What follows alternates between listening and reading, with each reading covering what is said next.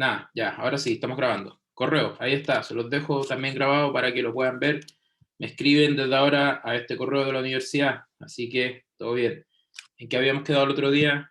En generalicemos un poco, ¿no? Hagamos un recordatorio, ¿cierto? Que siempre es bueno partir con un recordatorio. ¿Qué habíamos dicho, cierto? Sabemos, cierto, definiciones y la verdad que está bien porque tienen que ir familiarizándose con terminologías, lo cual es bueno. Tienen la literatura, les recomiendo que vayan leyendo las clases, repasen, cierto, con los libros. El libro de farmacología para enfermería es súper al grano, es súper preciso. Al final de cada capítulo viene con preguntas tipo prueba, eh, las cuales le pueden ser de bastante ayuda. Y no sé, quién sabe, puede que saque alguna de por ahí para la prueba. Uno nunca se. Una ayudita no está mal. Entonces, ¿qué habíamos dicho? Que un fármaco se libera, ¿cierto? Una vez que se administra, se va a disolver. Y habíamos hablado de que tiene que pasar por 4 procesos dentro de lo que es la fase farmacocinética, que es lo que estamos viendo, en donde encontramos la absorción y hablamos de que existen bastantes factores que están involucrados en el proceso de absorción, ¿cierto? Que dependen del fármaco y otros que dependen de la zona en la cual se va a absorber.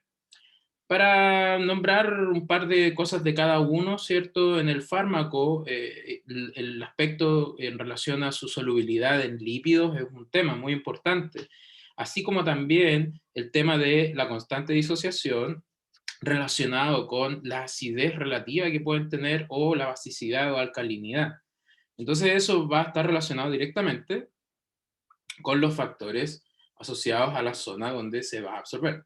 Entonces estamos hablando de si el sector o la zona es ácida, es medianamente alcalina o bastante más alcalina de lo normal, ¿cierto? Entonces, ¿qué habíamos dicho? El otro día me mandaron un correo, como a modo de aclaratoria, de que una base débil, ¿cierto?, se va a absorber en un medio particularmente básico, ¿cierto? Mientras que un ácido débil se va a absorber particularmente en un medio ácido. Entonces la aspirina, que es el ácido acetilsalicílico, ¿dónde se va a absorber? En el estómago, de preferencia, ¿cierto? El ibuprofeno, que es un derivado de los ácidos alcanoicos se llaman, arilalcanoicos, también se va a absorber a nivel estomacal, el diclofenaco, el naproxeno, etcétera. Prácticamente ahí, y de ahí viene, hay que entender un poco el tema, porque si todos estos fármacos se absorben a nivel del estómago y requieren de que el medio ácido que hay ahí fomente esa absorción, se justifica un poco el tema de que tomar muchos analgésicos antiinflamatorios dañan el estómago, ¿cierto? Y de ahí viene de que mucha gente, por tomar mucha aspirina, termina con el estómago a la historia, y lo mismo con el ibuprofeno. ¿Se dan cuenta? Con el diclofenaco lo mismo. Entonces, tiene un sentido, todo tiene una lógica y todo va concatenado. Entonces, dicho eso, una vez que se absorbe el fármaco, independiente de sus características, independiente de la vía de administración, ¿cierto? Que hay una pregunta, ¿para eso se cubren los recubiertos? Exacto, para eso están los recubrimientos entéricos.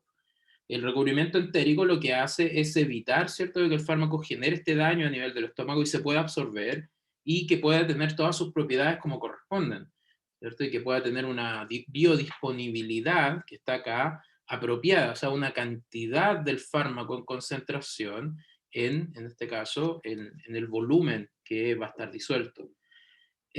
Tomar recubridores en exceso es que nunca vas a tomar un recubridor en exceso, no, no va a existir digamos, un instante o un momento en el cual tú puedas tomar algún, digamos, una sustancia que recubre en exceso, no vas a poder. Y resulta de que la mayoría de las sustancias que generan recubrimiento entérico son polímeros. Y todos estos polímeros son basados en carbohidratos. ¿Y esto qué es lo que pasa con ellos? Se disuelven rápidamente. Son súper lábiles en ese aspecto y no generan problemas, la verdad. Así que, y claro, para tener una sobredosis de los mismos, deberías primero intoxicarte con algún medicamento. Entonces, eh, ¿te das cuenta? Es como un poco complejo en ese aspecto el poder conseguirlo. Ya, pues si nos ponemos en un caso así como exagerado, ¿cierto? Si llegaras a intoxicarte con un recubrimiento, lo más probable es de que te tengan que hacer un lavado de estómago, ¿cierto? Y, o el ABC, ¿cierto? De la toxicología, hacerte un lavado con carbón activo, o utilizar un jarabe, fomentar la emesis, etc. O sea, es muy poco probable, pero uno nunca sabe. Deberías tener una intoxicación, yo creo, ahí, y ese es un tema más delicado, ¿ok? ¿Profe? Todo exceso hace mal, correcto. Sí, dime, ¿quién me pregunta? ¿Quién habla? ¿Quién habla? Yo, Sebastián. Sebastián, cuéntame qué onda. ¿Cuál es la dosis como máxima que uno puede tomar de paracetamol? O sea, como la que uno puede llegar a intoxicarse. 8 gramos diarios, esa es la dosis máxima que está permitida para que el organismo sea capaz de poder metabolizar el fármaco de forma normal. 8 gramos normalmente los toman pacientes que están con, por ejemplo, con tratamientos paliativos. Bueno, particularmente 8 gramos es para un paciente que está quizás en la primera o la segunda etapa de la escala paliativa del dolor, ya sea por procesos de artritis, ¿cierto? Alguna artrosis, también la artritis reumatoidea produce ese dolor, ¿cierto? La artrosis también, pero la artrosis quizás no llega a una dosis tan alta pero paracetamol hasta 8 gramos al día. Las intoxicaciones ya de forma voluntaria, ¿cierto? La gente claramente lo hace con mayor cantidad y eso hace de que el hígado se torne a generar un complejo, que vamos a hablar de eso de hecho en esta clase, así que vamos a comentar eso. Es que lo que pasa es que el otro día estaba tomando medicamentos y me los tomé de noche con la luz apagada y por equivocación tomé 2 gramos de paracetamol así de una, No pasa nada. ¿no? Eh, no, no, o sea, para hacer de una vez no hay problema, sí. De hecho, Ah, hay dosis de ataque que son de 1 gramo, de 2 gramos a veces.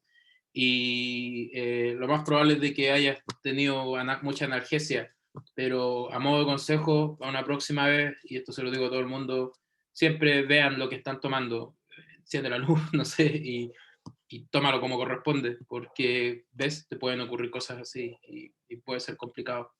Eh, Abajo ponen glucosa con carbón activado en sus ondas. Sí, eso también, eso es una estrategia súper clásica a nivel de urgencia. El tema de la glucosa, claro, va a depender también del grado de concentración que va a tener esta misma. O sea, el 5% normalmente, que es lo que suelen administrar, o aumentar mucho esa concentración a ratos, pero va a depender también de las necesidades que va a tener el paciente. Pero bueno, queda claro, ¿cierto?, que el tema de la absorción y la distribución es un asunto. Entonces, ¿qué pasa una vez que el fármaco ya está distribuido, ¿cierto? Y que ha generado su efecto, que lo vamos a hablar después en farmacodinamia. Este va a tener que interaccionar en una zona, generar el efecto, disminuir la presión arterial, desinflamar, analgesia, lo que sea. Y después, una vez que ya hace su efecto, este se tiene que metabolizar y después se va a tener que eliminar. Entonces, para poder eventualmente, ¿cierto?, generar una respuesta biológica. Entonces habíamos quedado en la distribución. Ahora bien, ¿qué es lo que pasa cuando el fármaco ya se ha absorbido? Nosotros tenemos que mover el fármaco por el organismo, ¿cierto? Se tiene que distribuir. Pero aquí hay que tener algo súper, súper, súper importante y súper claro, es de que la distribución del fármaco, independiente de cuál sea, siempre que es tomado por vía oral particularmente, va a depender mucho, dependiendo del flujo de la zona donde van a estar siendo distribuidos. Entonces, si se dan cuenta en esta imagen, la permeabilidad local y la lipofilia tienen un papel súper importante al momento de generar una muy buena distribución de fármaco. Entonces, por ejemplo, si se dan cuenta, yo estoy tomando un fármaco, aquí pone drug, ¿cierto? Pero ya saben que en inglés el término aplica para todos allá, aquí no. Droga aquí significa otra cosa. Entonces, el fármaco para ellos, ¿cierto? Va a tener mejor distribución en zonas que tienen mejor flujo sanguíneo, como por ejemplo, fíjense, el cerebro, un montón de pastillitas, o sea, la concentración es alta en el corazón propiamente tal, y por supuesto en otros órganos como el riñón, el hígado, los pulmones. Mientras que otros órganos que tienen un flujo mucho menor, la concentración, perdón, va a ser mucho más disminuida, ¿no? Entonces encontramos la piel como el órgano más grande, ¿cierto? Pero a la vez su perfusión en las zonas externas no es la mejor, a diferencia de otros órganos como los que acabamos de nombrar. La musculatura, muchos podrán decir, no, es que el músculo aquí y acá sí, pero resulta de que el músculo son fracciones de piezas de músculo que se reúnen para formar una masa de músculo. O sea, la pierna son varios músculos, o sea, no es solo un músculo en particular. Entonces hay que entender de que cada uno va a tener su propio flujo, etcétera, y esos son condicionamientos. Y por supuesto el tejido adiposo. El flujo sanguíneo en la grasa es básicamente es muy bajo, ¿cierto? Cuando empieza a generar ya problemas relacionados con crecimientos anormales, ¿cierto? Cuando hay vascularización y hay crecimientos, digamos, complejos de células que pueden llevar a tumorificaciones, etcétera, pero eso ya es otro tema. Pero claro, la grasa, muy poca sangre. Entonces, tener en cuenta eso. ¿Cómo se distribuyen en realidad los fármacos a nivel de la sangre? Bueno, resulta de que lo que les decía la otra vez, el fármaco entra a un compartimento central, ¿cierto? Se absorbe a un compartimento central y resulta de que este compartimento central no va a dejar que el fármaco se mueva solo. El fármaco no se va a mover solo. Claro, hay unos me podrán decir, o algunas me podrán decir, pero profe, ¿qué pasaba con estos que se movían por difusión pasiva, etcétera? Claro, hay algunos que quizás podrían hacerlo por características físico-químicas que tengan.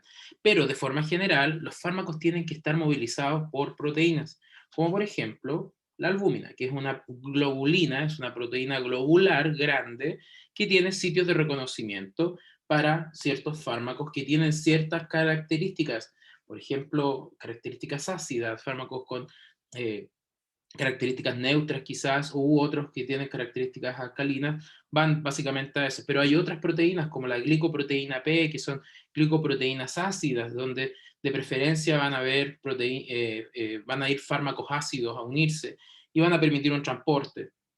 Por otro lado, hay proteínas que ya están definidas en nuestro organismo que son capaces de transportar fármacos y sustancias específicas. Entonces nuestro cuerpo es capaz de generar estas proteínas para transportar hormonas tiroideas o corticoides, ¿cierto?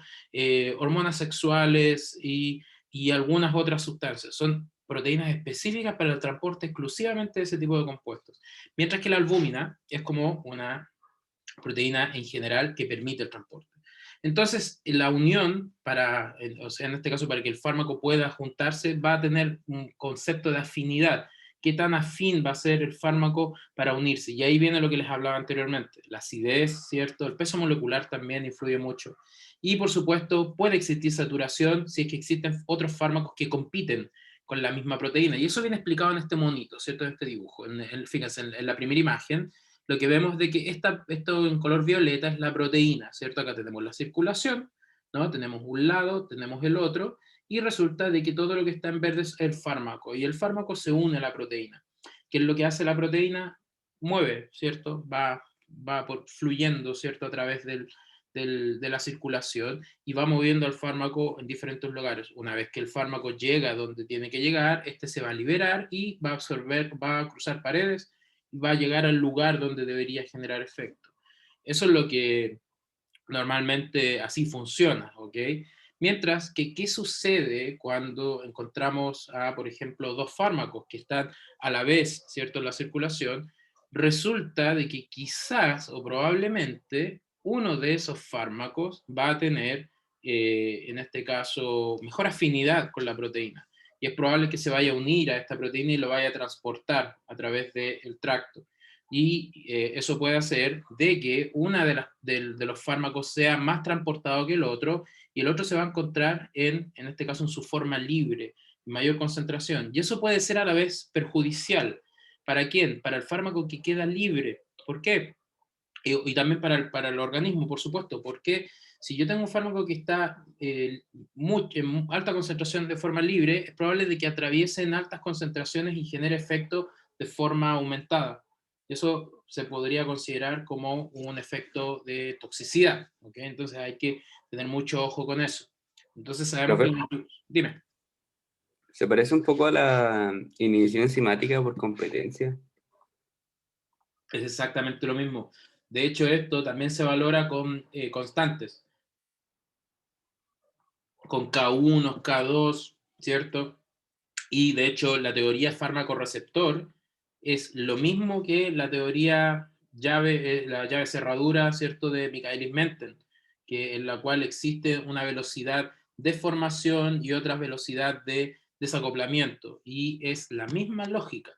Y eso responde a una cinética de velocidad, una cinética de orden 0 o una cinética de orden 1. Y esto se dan cuenta que es pura bioquímica en realidad. Pero ahora estamos tratando de darle una aplicabilidad lógica. Porque nosotros nos enseñaban bioquímica y nos contaban un montón de historias y uno decía, wow, y esto sí, ok, pasa en mi cuerpo, pero ¿qué utilidad real le puedo dar? Ahora sí tiene mucho más sentido, porque estamos tratando de meter una sustancia química y que tenga algún tipo de reactividad con aspectos bioquímicos de nuestro organismo. Pero sí, va de la mano con lo que estás diciendo. Bueno, otros factores involucrados en la distribución, en lo que comentábamos al inicio, el flujo, es muy importante. Entonces los órganos muy irrigados, ¿cierto? Ya los nombramos, riñón, hígado, etcétera, etcétera, van a tener mejor, ¿cierto? Distribución, mientras que los menos, menor. En el caso de la acumulación o el depósito, estos particularmente van a ocurrir en fármacos que van a tener ciertas características que le permitan estar como en estos reservorios hísticos, que lo habíamos hablado en algún momento, ¿cierto? Entonces aquí encontramos los huesos, dientes, proteínas tisulares o grasa. La grasa sigue siendo como un gran reservorio para, sobre todo, fármacos que tienen características de mucha solubilidad en lípidos, ¿cierto? Y el caso de los huesos, dientes, es para algunos fármacos que quizás no tienen esas características, pero sí tienen las características de, en este caso, acoplarse a minerales, metales pesados, o en este caso metales divalentes, como el hierro, ¿cierto? El magnesio, ¿cierto? El cobalto, el cobre, etcétera, y un sinfín de otros. Esa afinidad de qué va a depender, normalmente las preguntas sería bueno que las mandaran como para todos, para que todo el mundo las pueda leer.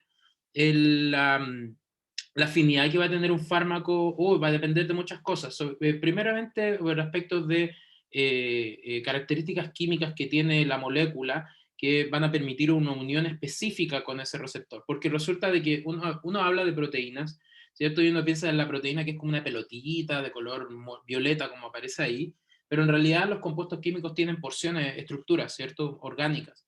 Y las proteínas las proteínas ustedes saben que son aminoácidos, ¿cierto? Que tienen que pasar por 4 estructuras, la primera, secundaria, tercera y cuaternaria, en la cual toman al final esa forma globular y muchos residuos de sus aminoácidos quedan libres. Y esos residuos de aminoácidos permiten una unión específica con un compuesto por un sinfín de uniones o fuerzas intermoleculares, ¿cierto? Que ustedes las conocen.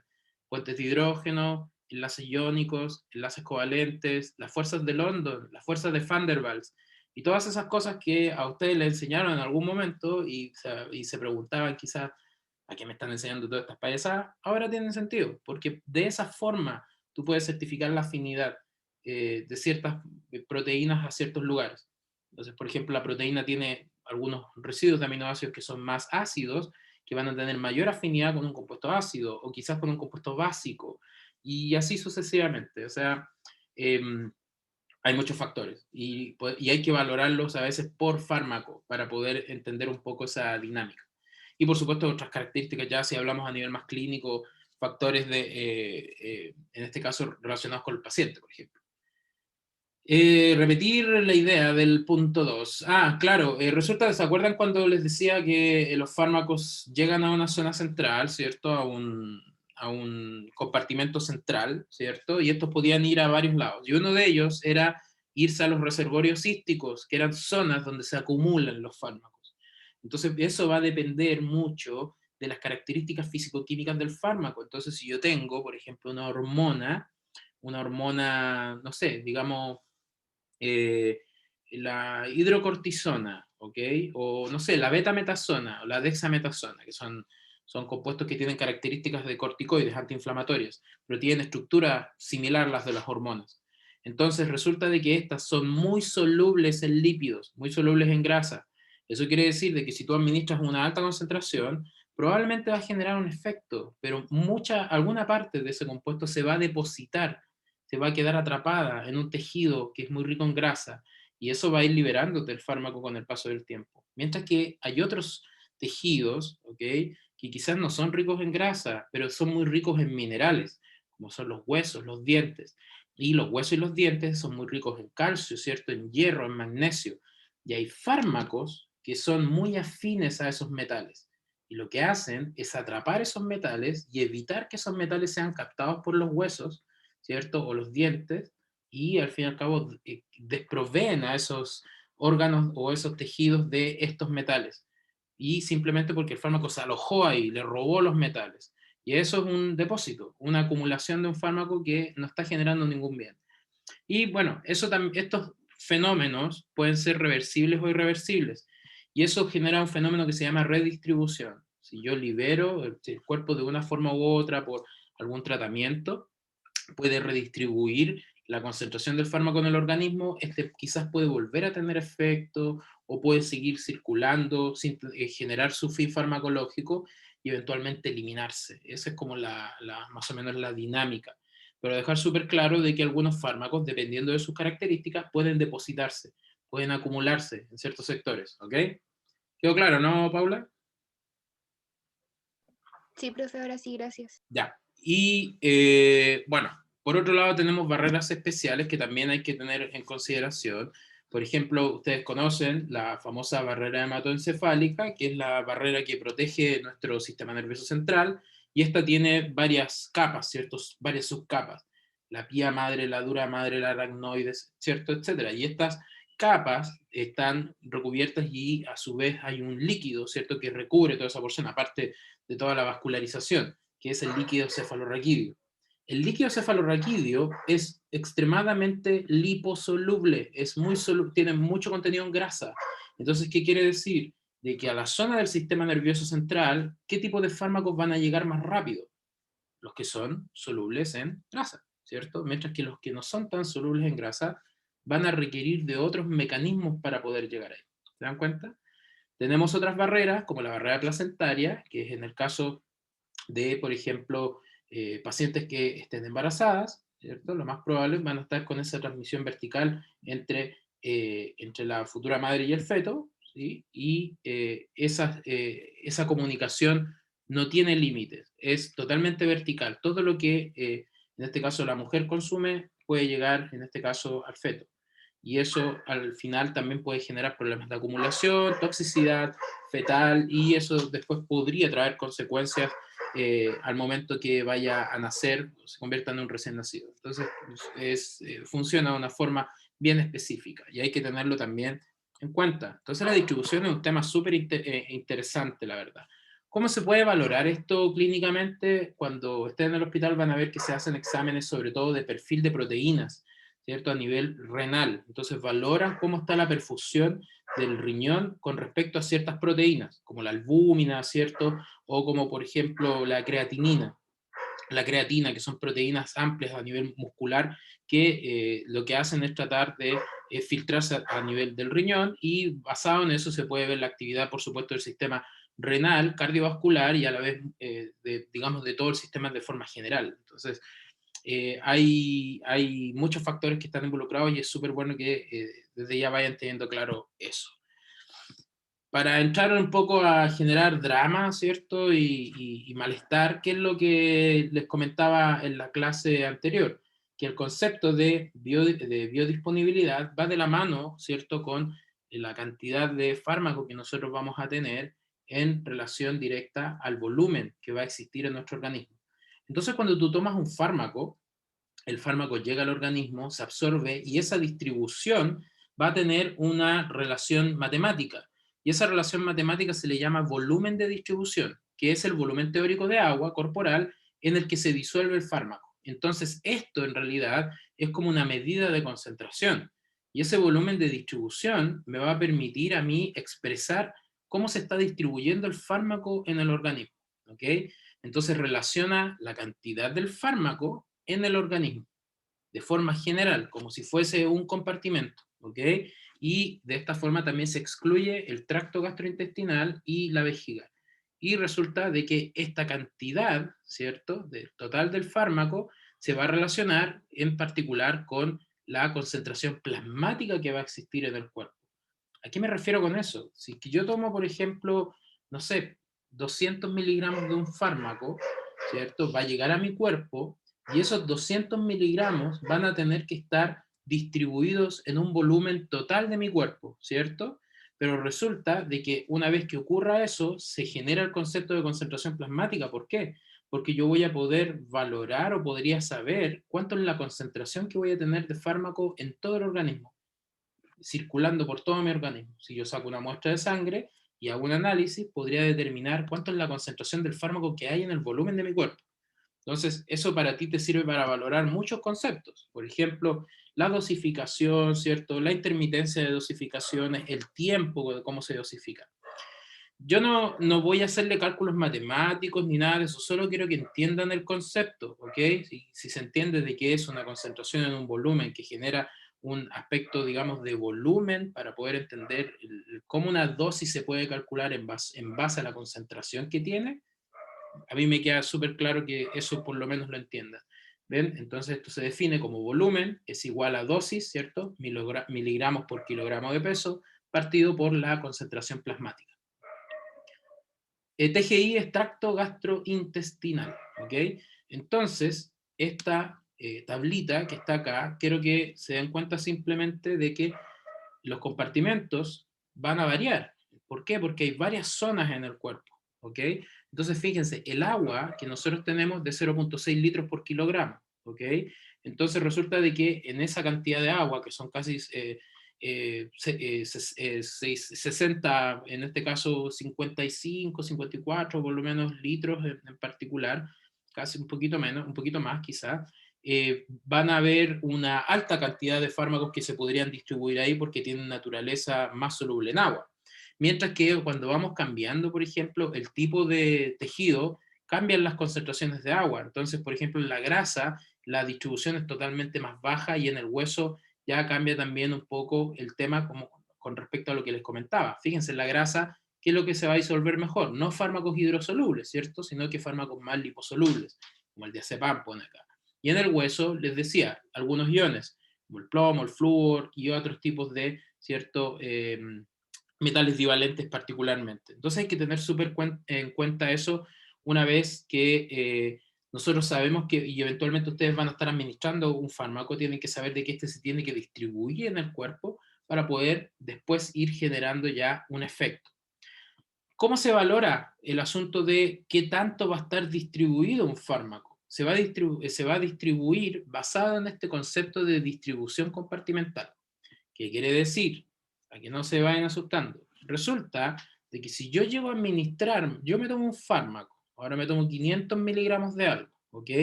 Resulta de que al tomarme esos 500 miligramos de algo, mi cuerpo va a empezar a asociar como si todo mi cuerpo fuese un solo compartimento. Eso podríamos pensar esa idea. Entonces podríamos hablar de un compartimento central, donde están los territorios bien irrigados, ¿ok? Resulta de que a su vez existen otros compartimentos, como los periféricos superficiales, fíjense, donde la irrigación no es muy buena. La piel, la grasa, los huesos, los músculos. Y por otro lado, tenemos compartimentos que son periféricos profundos, como depósitos tisulares, ¿cierto? Y esos depósitos tisulares pueden ser quizás grasa que puede estar acumulada, etcétera, u otro tipo de tejidos. Ahora bien, en conceptos de farmacología, para poder definir el cómo un fármaco se está distribuyendo en tu cuerpo, hay varios modelos que se han descrito, y todos estos modelos son matemáticos. A ver, para que les quede claro, farmacocinética en sí es solo matemáticas, ¿ok? Es solo puro estudios matemáticos. Nosotros no vamos a entrar a estudios matemáticos, sino que ahora estamos hablando más de conceptos de biofarmacia, por decirlo así, o de generalidades del aspecto del ADME, ¿cierto? Que es absorción, distribución, metabolismo y excreción, a modo, digamos, de conceptualización. Pero si nosotros quisiéramos hacer análisis, deberíamos aplicar pura matemática. ¿Cómo? Si yo administro una dosis de tanto a un paciente con un volumen de cuánto sería la concentración final después de tantas horas, ese tipo de cosas normalmente se suelen hacer. Entonces, yo creo que lo entiendan, por ejemplo, de una forma más gráfica, de una forma un poco más interpretativa. Como fíjense en este dibujito. Nosotros, imaginen que este es nuestro cuerpo, ¿ok? Es nuestro volumen de sangre, ¿cierto? Y yo le inyecto un fármaco, ¿ya? Entonces, ¿qué es lo que va a pasar? Está representado en este gráfico. Yo voy a tener dos ejes, ¿cierto? Un eje aquí de las Y y otro de las X, donde tengo un tiempo que va desde 0 a, qué sé yo, y aquí una cantidad de sangre que va en aumento. Entonces yo en tiempo 0 no tengo nada de fármaco, pero yo una vez que le inyecto el fármaco, fíjense, ¡pum!, aumenta la concentración que está y se va a mantener siempre igual. ¿Por qué siempre se va a mantener igual? Porque este volumen no varía, no hay variación de volumen. Va a ser 200 en 500, siempre va a ser igual. ¿Ok? Entonces siempre se va a mantener con esa misma concentración plasmática. ¿Funciona así nuestro cuerpo? No, no funciona así nuestro cuerpo, ¿cierto?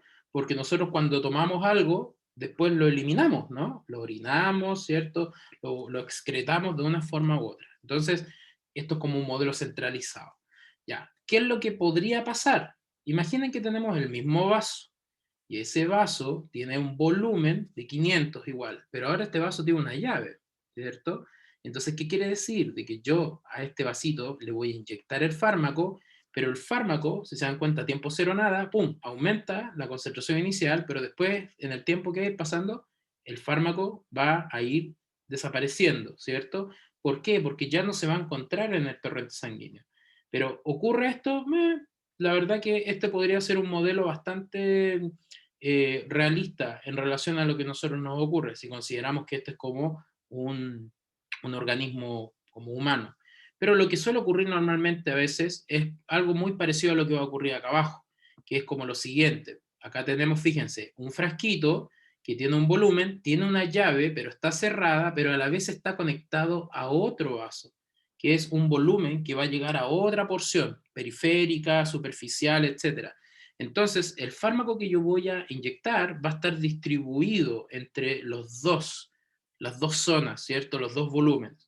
O sea, si tú, por ejemplo, vas a administrar una vía a un paciente en el brazo, tú no vas a querer que el fármaco solo llegue a esa zona, no, tú quieres que se distribuya en todo el organismo, porque quizás tiene una infección respiratoria, y tú quieres que la concentración del fármaco llegue a la circulación pulmonar para que entregue el fármaco y pueda matar a las bacterias, ¿cierto? O inhibir su crecimiento. ¿Se entiende, no? Esa lógica es. Entonces, fíjense, si eso lo representamos en un gráfico, vamos a tener en tiempo cero nada, pum, aumenta la concentración del fármaco, y como se está distribuyendo en otro compartimento, disminuye, pero va a llegar a un punto en el cual se mantiene igual. Y eso no es lo que ocurre normalmente, pero esta de acá abajo quizás representaría un poquito mejor, porque tú tienes el vasito que está abierto ahora y tienes otra zona, en este caso de volumen, donde se va a estar compartiendo la concentración del fármaco, donde en tiempo cero va a aumentar, pero con el tiempo va a ir disminuyendo. Y esto es lo que responde en realidad a lo que estaría ocurriendo en nuestro organismo.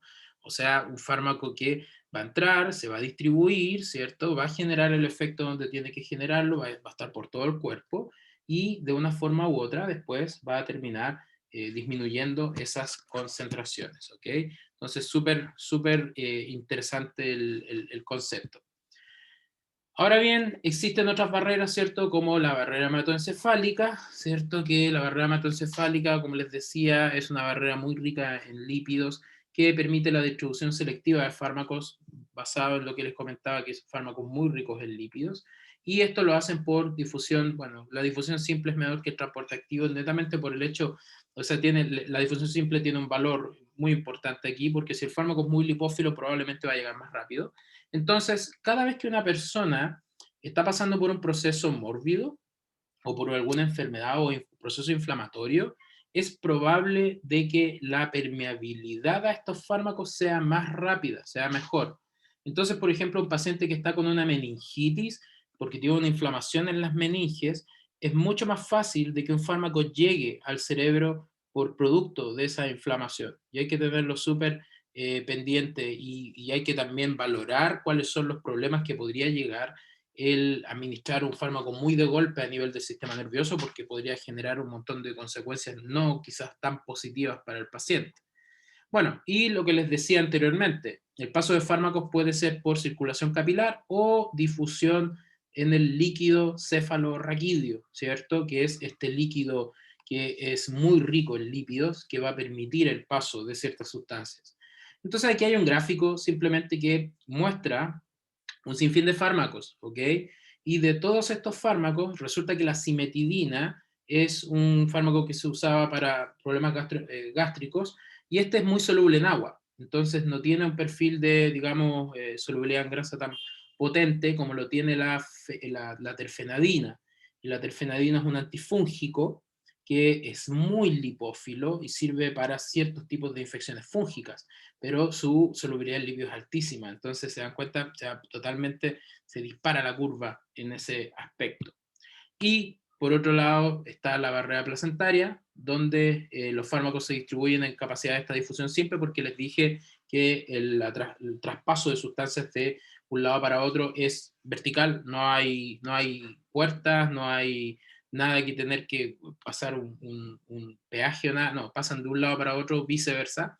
Y aquí hay un tema sobre todo con las características de ciertas sustancias, como el caso de las bases débiles que se acumulan, en este caso, en circulación fetal por conceptos de acidez y basicidad.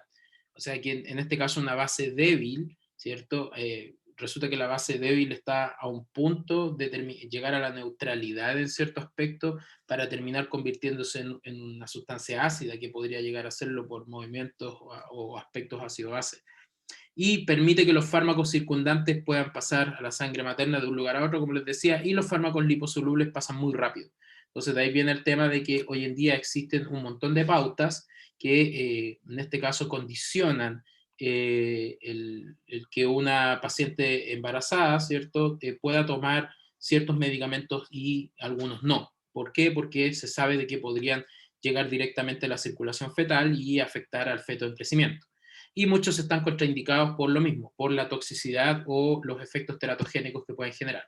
Como cuáles pueden observar en la imagen, ¿cierto? Hay una historia detrás de todo esto, que es un fármaco muy antiguo que se llama talidomida, y la talidomida en los años 60 o un poquito antes era utilizado específicamente una mezcla de los dos fármacos, que era uno solo, pero tenía su enantiómero, R y S, se utilizaban para disminuir los vómitos en la etapa del primer trimestre, iniciando el segundo trimestre, y como se sabe que en el segundo trimestre del embarazo es el periodo de crecimiento de órganos, ¿cierto?, en este caso de extremidades, lo que hacía esto es generar teratogenia, produciendo un sinfín de mecanismos relacionados con ya sea mutagénesis, ¿cierto?, oxidación, producción de radicales libres del oxígeno, nitrógeno y un sinfín de procesos que producía este fenómeno llamado focomelia. Y la focomelia es no hay crecimiento de los miembros, ¿cierto? Los brazos, las piernas. Y ustedes habrán y conocerán, ¿cierto?, un montón de gente que hasta es famosa hoy en día, que han nacido o se les conoce como los hijos de la talidomida. Y es por esto, y un sinfín de otros fármacos, de que la FDA, que es la Administración de Fármacos y Alimentos de los Estados Unidos, generó un listado de categorías en las cuales se clasifican ciertos fármacos que pueden ser o no, en este caso, tomados por pacientes embarazadas durante todo el proceso. Y algunos se van suavizando mientras más va avanzando el proceso. Y aquí hay que tener claro también, conocer un poco más de la fisiología, ¿cierto?, del embarazo, porque sabemos que dependiendo de las etapas y las sustancias que se tomen, cómo podrían estar interviniendo de una forma u otra el proceso. Entonces, igual hay que tener mucho ojo, y la mayoría de los fármacos que se suelen consumir durante el proceso del embarazo van desde la categoría A a la C, y los que más se consumen en realidad son C o B, antes que los A. Mientras que los D y los X, en casos de cuando el riesgo, o sea, cuando el beneficio supera el riesgo, hay que tomarlos en ciertas condiciones, y el X totalmente contraindicado, porque los fármacos que están clasificados como X podrían llegar a producir esto o algunas otras, algunos tipos de mutaciones, ¿cierto? La talidomida se utiliza para disminuir los vómitos, es un antiemético, bueno, lo fue en cierto sentido. Y hoy en día, claro, se sigue, creo que en nuestro país no está registrado ya, pero el valor que tiene hoy en día es como antiemético, pero por supuesto no en pacientes no en mujeres que están embarazadas, ¿no? Normalmente en hombres se pueden utilizar, pero hoy en día que yo sepa no existe como con registro. Bueno, terminado y dicho eso, ¿cierto?, con respecto al metabolismo, o sea, perdón, a la distribución, ¿qué es lo que pasa una vez que el fármaco se ha distribuido? Tiene que pasar por el proceso de metabolismo, ¿cierto?, que habíamos dicho, que era esto, que era un proceso de, bueno, de detoxificación, en la cual una sustancia extraña, que sería el fármaco, ¿cierto? O xenobiótico, que también es el otro concepto que es sustancia ajena al organismo, puede experimentar transformaciones en su estructura para mejorar su solubilidad acuosa y facilitar su, en este caso, eliminación, ¿sí? Entonces, estos procesos, y aquí es donde hay que dejar súper en claro, de que tienen lugar principalmente en el hígado, ¿ok? No quiere decir que no hay otros órganos que también puedan generar metabolismo de ciertas sustancias, pero el hígado es la zona específica o primordial donde ocurre el proceso de metabolismo. Y hay que tener, por eso hay que cuidar mucho el hígado, ¿ok? O sea, y todos lo tiran a la broma, aquí y acá, que, con cualquier cosa, en relación con el alcohol sobre todo, pero el hígado es uno de los órganos más importantes que existen, porque sin el hígado nosotros no podríamos detoxificar ninguna sustancia y moriríamos intoxicados de lo que fuera. Entonces, mucho cuidado con el hígado. Bueno, resulta de que existen, ¿cierto?, lo que habíamos hablado acerca del metabolismo del primer paso, por el paso de algunos compuestos, ¿cierto?, que se metabolizan dentro del tracto desde que se toman hasta que se eliminan, o antes de que se eliminen, y aquí hay una tablita simplemente que justifica un poco lo que habíamos hablado de forma anterior, ¿cierto?, en la primera clase, ¿cierto?, con respecto al metabolismo del primer paso. Pero aquí les pongo un ejemplo, esto es pura química, pero para que entiendan un poco de que el organismo es fantástico. Hay un fármaco que es un antipsicótico de primera generación que se llama clorpromacina, y la clorpromacina tiene descritos y estudiados más, aquí hay pocos, pero son más de 120, creo, metabolitos. Y esos 120 metabolitos empiezan a circundar en el organismo, prácticamente todos ellos son inactivos, pero aún así hay un montón de metabolitos que se generan que al fin y al cabo son parte o provienen de la molécula original. Y al fin y al cabo todos estos van a terminar siendo eliminados del organismo. Entonces hay que tener mucho ojo con respecto a los conceptos relacionados al metabolismo que podrían estar involucrados con ciertos fármacos. Bueno, ¿quién o qué es lo que genera el metabolismo de las sustancias en el hígado? Esto, que se llama el citocromo P450, que es el principal responsable del metabolismo oxidativo de los xenobióticos. Y esto es netamente una familia de hemoproteínas que tienen un montón de formas y todas estas se van agrupando en familias y subfamilias y tienen códigos. Y de aquí en adelante van a empezar a encontrar mucho en la literatura ciertas isoformas del citocromo que están involucradas en el proceso de metabolismo de fármacos para permitir, en este caso, la detoxificación en nuestro organismo. Ahora bien, existen varias familias, pero se sabe de que las tres primeras están encargadas del metabolismo de fármacos, ¿cierto?, xenobióticos, mientras que casi todas las demás están relacionadas con procesos biosintéticos y otro tipo de actividades que son de competencias más biológicas, por decirlo así. Bueno, esto es solamente un diagrama en el cual se ven todas las familias y cuál es la descripción de las que tienen mayor valor con respecto al metabolismo de fármacos. Y lo que les decía anteriormente, esta es una hemoproteína, que quiere decir de que tiene un complejo M, ¿cierto? Un complejo hierro-porfirina. Y ese complejo M, ¿cierto?, que es como el de la hemoglobina, está unido a un hierro con un oxígeno, o sea, un hierro que se puede oxidar al fin y al cabo, y esa oxidación va a pasar directamente al fármaco modificando su estructura. Por eso dice de que el citocromo P450 es un sistema enzimático oxidativo, oxida los fármacos, ¿cierto?, para poder facilitar luego su eliminación. ¿Ok? Pero no todo va solamente con esta enzima, sino que hay otros procesos que ya los vamos a comentar. Resulta que la denominación de estas enzimas son un montón de genes que se van agrupando y se nombran CIP, CYP, ¿cierto? Se sigue un número que designa la letra y después un segundo número que es la isoforma. Entonces, de esta forma existen 12 CIP que se encargan de diferentes tipos de metabolismo. No, esto no se las tienen que aprender todas de memoria, pero sí hay algunas que son importantes y las van a ver siempre. Y las van a repetir, se van a repetir siempre en la literatura. Ustedes profesionalmente no van a estar hablando de esto, pero aún así tienen que saber de que hay muchos fármacos que podrían interaccionar entre ellos y estar relacionados directamente con esto. ¿Ok? Entonces, por ejemplo, tenemos la famosa CYP3A4, que es la que se expresa con mayor abundancia a nivel del hígado y es la que está encargada de metabolizar el más del 50% de los fármacos utilizados en la clínica. Y después ya existen otras familias que también rara vez pueden estar interviniendo en procesos, ¿cierto?, de metabolismo y un sinfín de otros tipos de sustancias. Pero muy, muy importante eso. Esto es simplemente una tabla de los diferentes, digamos, CIPs que existen, y lo único que vale la pena aquí nombrar es de que la 3A4, CIP 3A4, es la que va a metabolizar más de un 50% de los fármacos. Entonces, mucho ojo con esa, también con la 2D6, que también tiene un alto valor, un alto porcentaje, y 12-19, la 12-9. Estas tres y esta de acá son como las más importantes. O también considerar la 2E1, que tiene más relación quizás con el metabolismo del alcohol o algunas otras sustancias. ¿Ok?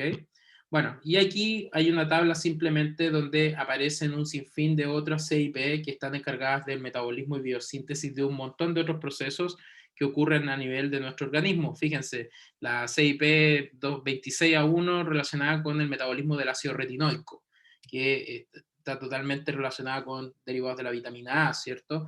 La CYP4F8, metabolismo de prostaglandinas, ¿cierto? Sustancias proinflamatorias y también protectoras, y así sucesivamente. Bueno, resulta de que si bien existe un sistema enzimático que permite el metabolismo y la transformación de moléculas, etc., el metabolismo en sí se va a distinguir en dos fases, ¿ok? Va a tener dos fases. La fase 1, en donde la molécula, el fármaco llega, hace su efecto y después entra al hígado, y el hígado va a generar grupos polares, ¿ok? Por oxidación. Y normalmente esa oxidación la va a llevar gracias a la CIP, ¿ok? Al citocromo P450. Entonces se pueden oxidar, reducir, reacciones de hidrólisis, pura química orgánica que ocurre en nuestro hígado. Y una vez que se forman esos complejos de fase 1, después vienen los complejos de fase 2, en donde los grupos polares que se forman en la fase 1 se conjugan. Se conjugan con algunas moléculas endógenas de nuestro cuerpo que permiten la solubilidad en agua mucho más rápido y mucho más eficiente. Y de esa forma, ¿por dónde se van a terminar eliminando? Por vía renal, por la orina, ¿cierto? Entonces existen dos fases, una fase oxidante, una fase que modifica la estructura, la prepara, y la fase 2 la conjuga y permite su eliminación a nivel, digamos, renal. Hacen una pregunta acá en relación a la oxidación de algún compuesto como el alcohol, ¿cuánto tiende a demorarse su eliminación completa? Ya, es que resulta que el alcohol es una estructura extremadamente simple. El alcohol no pasa por un proceso de oxidación con las CIP, sino que la CYP2E1 es un mecanismo secundario cuando hay una saturación quizás de las enzimas que están encargadas de metabolizar el alcohol. Y el alcohol se metaboliza primordialmente por dos enzimas. El alcohol primero pasa por la oxidación por la alcohol deshidrogenasa, que transforma a acetaldehído, y después el acetaldehído se transforma gracias a la aldehído deshidrogenasa a ácido acético. Y el ácido acético primero tiene propiedades inflamatorias y a la vez mucho más soluble en agua, y permite rápidamente su eliminación. Entonces, ese tipo de oxidación del alcohol depende más de ese tipo de enzimas o sistemas enzimáticos antes que el sistema del citocromo, que es como un sistema anexo. ¿Dónde vamos a ver esto y analizarlo bien, Sergio? En interacciones, ¿ok? Y ahí en interacciones voy a comentar rápidamente de las interacciones que existen de fármacos con el alcohol. Y ahí les voy a hablar acerca del metabolismo del alcohol y algunas características en relación a eso. La fase 1, ok, súper. La fase 1 de oxidación y la fase, ¿qué otro nombre llevaba? No, la fase 1 es la fase de oxidación, preparación, ¿cierto? Y la segunda es como la preparación del fármaco, y la segunda es simplemente mejorar su solubilidad, conjugación, ¿ok? Es como oxidación o preparación, ¿cierto? Metabolismo oxidativo, y después sería simplemente conjugación. A la segunda fase se le conoce más como conjugación. Ya, sigo. Entonces, aquí están las enzimas que metabolizan xenobióticos, en donde encontramos las oxigenasas, y aquí dentro de ellas, por supuesto, están las CIP, que son como las más importantes, ¿ok? Que oxidan y hacen un sinfín de otras cosas en la molécula química, Y también existen otras enzimas, fladinas, cetomonoxigenasas, hidrolasas, etc. Y ya en la fase 2 están las transferasas, y las transferasas lo que hacen es añadir grupos, moléculas grandes, que particularmente suelen ser más solubles en agua. Entonces están las sulfotransferasas, las SULT, las UDP glucuronil transferasas, las UGT, adición de ácido glucurónico, que es como un azúcar, que es muy soluble en agua. Entonces si tú tomas un fármaco que es muy liposoluble, va a pasar por una fase 1 el fármaco, va a aumentar su polaridad, en su solubilidad en agua, y después se va a conjugar con una molécula que la va a hacer más soluble en agua aún, para poder eliminarla a través de la orina. Entonces, es que xenobiótico viene de la palabra, bueno, de cuerpo, y seno, que es ajeno, ¿ok? Entonces xenobiótico es una sustancia ajena al organismo. Entonces, un fármaco, tú no lo sintetizas en el cuerpo, ¿cierto? Es una sustancia completamente ajena a nuestro cuerpo. Entonces, por eso se le dice xenobiótico, ¿ok? Así como han visto aliens, ¿cierto? Supongo que alguien ha visto los aliens, ¿no? Se le llama xenomorfo al bicho, al alien. ¿Por qué? Porque tiene una estructura muy similar a la del ser humano, pero es amorfo, ¿no? Entonces es como una estructura ajena a la morfología del cuerpo humano. Y es como una lógica así. Entonces, ¿se acuerdan de xenomorfos, de los aliens? Se van a acordar del xenobiótico. Y la verdad que suena bien, me gusta el nombre, xenobiótico. Le pondría un hijo así. Xenobiótico, ven, a desayunar. Bueno, otras enzimas que existen, ¿cierto? Están las deshidrogenasas del alcohol, que recién las comenté, que lo que hacen es esto, que bueno, están relacionadas con el proceso de metabolismo del alcohol, ¿cierto? Las deshidrogenasas del aldehído, las oxidorreductasas, etc. Y las consecuencias que tiene el metabolismo son lo que hemos estado hablando desde el inicio, que facilita la excreción renal del fármaco, ¿ok? E inactiva del fármaco, ¿ok? Entonces, eso es lo que buscamos nosotros con el metabolismo. Pero, y aquí es donde empezamos a ponerle más maldad al tema. Resulta que no siempre es así, ¿ok? Porque hay excepciones. ¿Por qué? Porque el metabolismo, y aquí esto es un tema mucho más amplio, pero se lo voy a comentar así de forma muy general, pero lo tienen que saber. Resulta de que hay algunos fármacos que cuando se metabolizan, en vez de generar un metabolito que es inactivo y que se va a eliminar, generan metabolitos que son más potentes que el fármaco original en sí. Y ahí es donde ya se nos complica toda la historia. Porque, por ejemplo, el diazepam, que se conoce, ¿cierto?, como una benzodiazepina utilizada como ansiolítico, ¿cierto?, hipnótico, tiene un metabolito. Si bien el diazepam por sí solo tiene una duración en nuestro cuerpo de 8 horas, su metabolito puede durar hasta más de 120 horas en el cuerpo. Por eso es un fármaco tan complejo. Y por otro lado, hay algunos fármacos que tienen una característica que se llama profármacos. Quiere decir de que entra al organismo con una estructura química protegida por algo, entra al cuerpo, llega donde tiene que llegar, y una vez que llega, ¿cierto?, se termina eliminando. ¿Me esperan un segundito, por favor? Que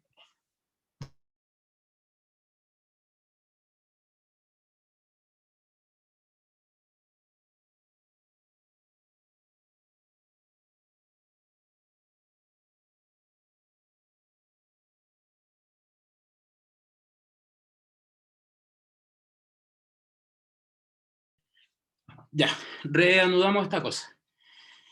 Disculpen, les pido disculpas. A ver, ¿cuál es la causa de que ocurra el fenómeno de los metabolitos activos? Buenísima pregunta, porque eso va a depender mucho de factores que están relacionados al fármaco en sí, y también a características que el mismo organismo pueda entregar. Entonces, por ejemplo, hay fármacos que sus moléculas, o sea, que el sistema metabólico que nosotros tenemos va a liberar muchas enzimas. Y, por ejemplo, un fármaco puede ser metabolizado no solo por una, sino que por varias, y de esa forma puede generar diferentes metabolitos. Entonces, ahí es donde podrían aparecer casos en los cuales hay fármacos que van a tener diferentes tipos de estructuras que de una forma u otra van a tener más actividad de la que normalmente uno esperaría que tuvieran. Entonces, claro, eso con el paso de los años y con la investigación se han descubierto este tipo de compuestos. O sea, no es que hayan sido diseñados inicialmente de esa forma, sino que han ido ocurriendo situaciones en las cuales se han ido encontrando casos particulares. Y bueno, por último está, o sea, yo le estoy dando 3 ejemplos muy generalizados, porque está el caso de los metabolitos activos ciertos del paracetamol, porque todo el mundo sabe que el paracetamol, cuando se toma en dosis extremadamente altas, como preguntaba hace rato su compañero, podría estar generando perfiles de toxicidad relacionados con el metabolismo. ¿Bien? Entonces aquí solamente están los ejemplos gráficos del caso del diazepam. Cuando se genera este metabolito que está acá, que es el N-desmetildiazepam o nordiazepam, este que está aquí aumenta la actividad del fármaco por más de 120 horas. Entonces, eso se fue descubriendo con el paso del tiempo. Oye, ¿por qué el diazepam genera tanta sedación? Qué raro. Empezaron a estudiar y encontraron por análisis de que hoy hay un compuesto que se forma a partir del diazepam. Y así es lo que va ocurriendo normalmente con estos descubrimientos de fármacos. Y por otro lado está el caso del paracetamol, que proviene a partir de 2 moléculas que son muy conocidas en química, y resulta de que estas pueden generar algunos metabolitos que pueden traer problemas a nivel sanguíneo, ¿cierto? Pero resulta de que el paracetamol de forma normal, común y silvestre, lo que hace es llegar y pasar de inmediato por fase 2, ¿ok? Que se sulfata, ¿cierto? Se glucoroniza y se elimina por fase 2 con cualquiera de los conjugados. ¿Por qué? No necesita oxidación. ¿Por qué? Porque hay algunos fármacos que se hacen ese bypass, se saltan ese paso, ¿ok? Entonces, paracetamol puede llegar a hacer eso. Pero resulta de que el paracetamol, cuando tú lo empiezas a tomar de forma muy seguida, o sea, en concentraciones extremadamente altas, se sabe de que este, si bien tiene metabolismo a nivel hepático, puede ocurrir de que vaya desgastando un poco el sistema enzimático a nivel hepático. Y de esta forma se genera un metabolito oxidado que se llama N-acetilimidoquinona. Y este es considerado un metabolito tóxico. ¿Por qué? Bueno, aparte de otros de los que aparecen por acá, resulta de que este se puede unir con proteínas hepáticas y generar un complejo. Y ese complejo genera muerte a nivel de las células del hígado. Y de ahí vienen los problemas potenciales que pueden ocurrir, como cirrosis fulminante, ¿cierto? Hepatotoxicidad, etcétera, cirrosis, etcétera. Y por supuesto, falla renal, falla hepática, y al final puede llevar hasta la muerte de un paciente. Pero ¿qué es lo que pasa? Normalmente lo que debería ocurrir es de que este compuesto reaccione con digamos, una molécula de la fase 2 para formar este compuesto, que debería tener una eliminación renal común. Pero afortunadamente, cuando ocurre esto que está acá arriba, que es este conjugado que es tóxico, hay un antídoto que se llama N-acetilcisteína. Y lo que hace la N-acetilcisteína es simplemente desplazar esas proteínas hepáticas y se lleva todo el paracetamol y lo elimina por la orina. Y de esa forma el hígado vuelve nuevamente a tener, ¿cierto?, sus concentraciones plasmáticas, bueno, de enzimas, ¿cierto? Trata de normalizar un poco toda la cantidad de enzimas y sustancias que el hígado metaboliza, porque ustedes saben que sirve para la síntesis de un montón de cosas, ¿cierto? Y al fin y al cabo, si la maquinaria hepática está mala, nada funciona. Entonces hay que tratar de resguardarlo, y esta es una muy buena forma con ese antídoto. Y por otro lado están compuestos como, por ejemplo, la codeína, que es cierto que se encuentra hoy en día en jarabes y que sirve para el tratamiento, en este caso, de la tos seca. Resulta de que la codeína de por sí es un profármaco, como les decía hace rato, es una sustancia de que por sí sola no tiene mucha actividad como analgésico, pero resulta de que cuando la codeína entra al cuerpo, este pasa por un metabolismo por esta isoenzima, que es la 2D6, ¿cierto? Libera morfina. Y la morfina sí tiene actividad. Y ahí es la morfina la que va a llegar al cerebro y va a generar los efectos, ¿cierto?, analgésicos, de euforia en una primera etapa, etc. Pero resulta de que esta morfina que está aquí va a pasar por un proceso de fase 2. Y esa fase 2 va a llevar a 2 derivados. Un derivado 3-glucurónido y un derivado 6-glucurónido. El derivado 3-glucurónido se va a eliminar por la orina, no va a hacer nada, pero resulta que se ha descubierto que el derivado 6-glucurónido vuelve a recircular por la circulación enterohepática y vuelve a entrar, en este caso, al tracto sanguíneo, y tiene más potencia que la misma morfina. Entonces de ahí viene también el valor de que todos estos derivados de la morfina, la heroína, la codeína, sobre todo la heroína, son súper potentes y por eso generan ya, si bien los efectos que tienen, y a la vez todos los problemas relacionados con las adicciones, etc. Que ya vamos a hablar eventualmente de eso en farmacodinámica.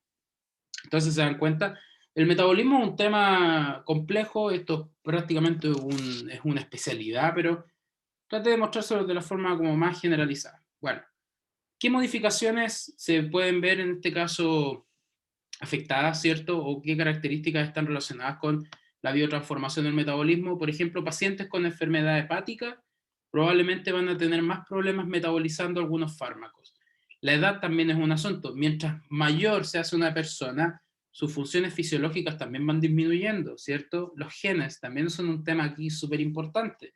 Se sabe hoy en día de que, por ejemplo, personas que son los asiáticos, por ejemplo, tienen unas concentraciones de ciertas enzimas que no metabolizan tan bien como los caucásicos o como los afroamericanos. Entonces se saben de que características, fíjense, étnicas tienen y de dónde, por ejemplo, ciertos grupos particulares tienen ciertas características ya descritas de, en este caso, concentraciones de enzimas y cómo van a estar metabolizando ciertos fármacos. Y por supuesto, otro tema que lo vamos a hablar después, que son las interacciones. Y las interacciones que pueden ocurrir vía el citocromo, como la inducción enzimática, y hay fármacos que tú cuando los tomas en conjunto con otros, o sea, por ejemplo, estos, los barbitúricos, ¿cierto? La fenitoína, el etanol también, que no es un fármaco, pero es una sustancia, tú tomas esto en conjunto con algún otro fármaco y este puede inducir estas enzimas y puede intervenir en el metabolismo. Así como hay otros fármacos que disminuyen la liberación de enzimas, y si no hay liberación de enzimas, el fármaco no se metaboliza, ¿cierto? Y va a andar circulando más por tu cuerpo y que puede generar toxicidad. Entonces, eso lo vamos a conversar ya en interacciones. Así que hay que vayan leyendo y vayan entendiendo un poquito más eso. Ya entramos a la última porción, una vez que el fármaco, ¿cierto?, se metabolizó y nos generó este derivado de fase 2, ¿cierto?, que sabemos que es mucho más soluble en agua, vamos a encontrar diferentes vías de eliminación, ¿cierto? Entonces aquí encontramos la primaria, que es la vía renal, que es la más importante, y se puede normalmente manejar con modificaciones del pH de la orina, con algunas sustancias, ¿cierto? Así como también con diuréticos. Entonces, por ejemplo, ustedes cuando vayan a ver a un paciente que tengan que administrar un diurético para poder forzar la orina, van a encontrar un sinfín de fármacos diuréticos que los vamos a ver eventualmente en farmacología cardiovascular. Y por otro lado, tenemos también la vía digestiva, ¿cierto?, biliar, donde particularmente fármacos liposolubles son eliminados, como por ejemplo algunos fármacos que se pueden reabsorber, lo que les decía de los glucurónidos en este caso de la morfina, pueden volver a pasar ahí porque la lipofilia aumenta bastante. La vía pulmonar para gases anestésicos, la láctea mamaria, acumulación de algunos compuestos básicos o alcalinos en la leche, salival, la acumulación de antibióticos en la cavidad bucal, esto ocurre mucho en niños, que suele generar crecimiento, ¿cierto?, fúngico también en la boca. Sudoral, en medicina forense, ¿cierto?, el THC se acumula, también aparece en el sudor, y ya por supuesto otros tejidos como el pelo, uñas, son muy importantes, por ejemplo, para la detección de cocaína o de algunas otras drogas digamos, de abuso, ¿ok? Entonces, hay muchas vías de eliminación al fin y al cabo.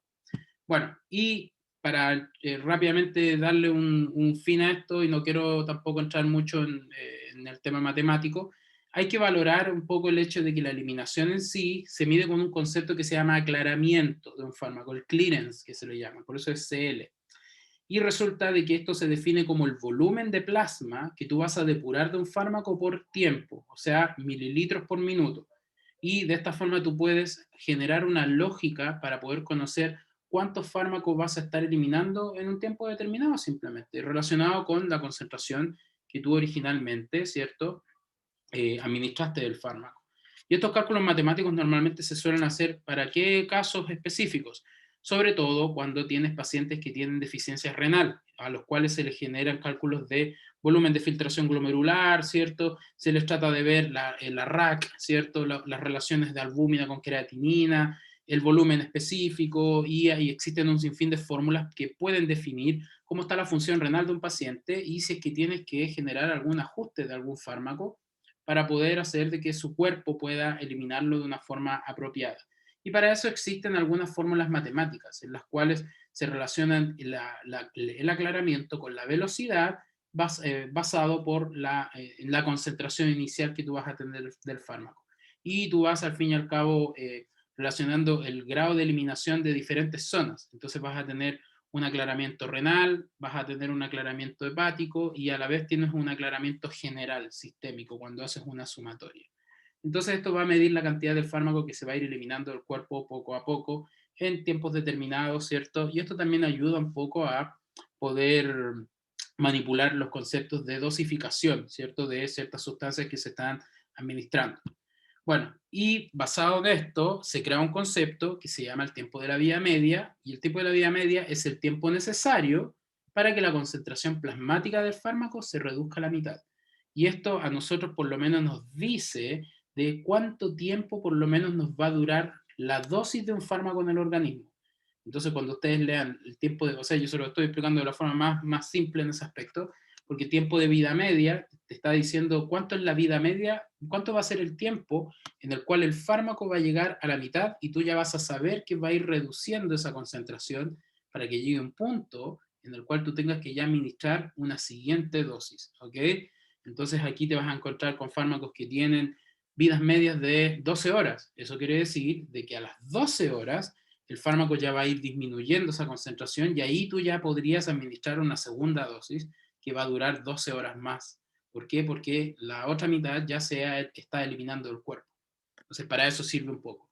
Bueno, el caso más sencillo y útil para generar los famosos regímenes de administración, lo que les comentaba, 1 cada 8 horas, 1 cada 12, 1 al día, ¿cierto? Etcétera. Y el tiempo, esto, por supuesto, el tiempo que el fármaco permanece en el organismo va a depender del volumen de distribución, ¿cierto? Qué tanto el fármaco está distribuido en el cuerpo va a definir, al fin y al cabo, el concepto de cómo yo voy a ir calculando esta vida media. Y eso también se calcula bajo un concepto matemático, que es esto, o sea que es el tiempo de vida media va a ser igual a un valor, a una constante, por, en este caso, el volumen de distribución partido por el aclaramiento. Y esto nos define esto básicamente, la concentración del tiempo, y vamos a tener esta curva donde vamos a saber que a la mitad, ¿cierto? El 50% del fármaco ya va a haber sido eliminado, y en esta porción yo quizás podría ya administrar una segunda dosis. Entonces este concepto ustedes siempre lo van a encontrar en la literatura, va a aparecer tiempo de vida media, o en este caso la vida media, o lo nombran de diferentes formas. Esto nos va a definir eso, para poder saber cuánto es el tiempo que va a estar durando por lo menos el fármaco en un tiempo real en el cuerpo, para que nosotros podamos saber cuándo vamos a administrar una siguiente dosis.